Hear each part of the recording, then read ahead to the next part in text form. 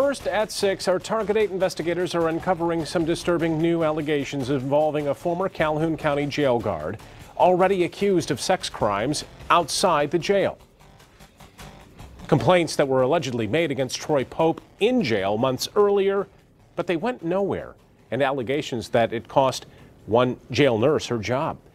Target 8 investigator Ken Kolker's live in studio control with what he has uncovered. Ken?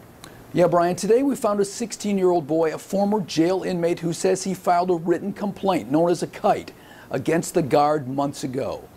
I told him, I said, what Mr. Troy Pope has, when he takes me in the shower, he's made sexual comments to me and harassing me about my body and telling me that I have a good body and that he likes watching me shower because it's soothing. Troy Pope is the son of former Calhoun County Undersheriff Thomas Pope, who retired at the end of last year. Ian Osborne, a juvenile in jail on a probation violation, says he filed a complaint against Troy Pope in about November. He says Pope was the guard who usually took him to the shower. I turned my head or whatever and I noticed that he was watching me shower.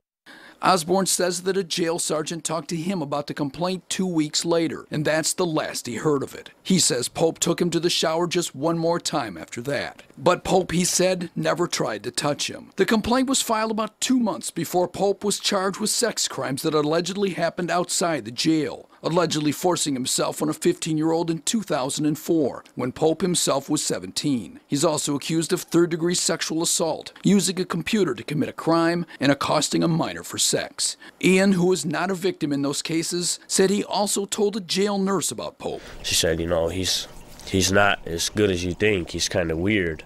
And I said, what do you mean? And she said, well, that's all I can tell you is that he's kind of weird. Just watch out.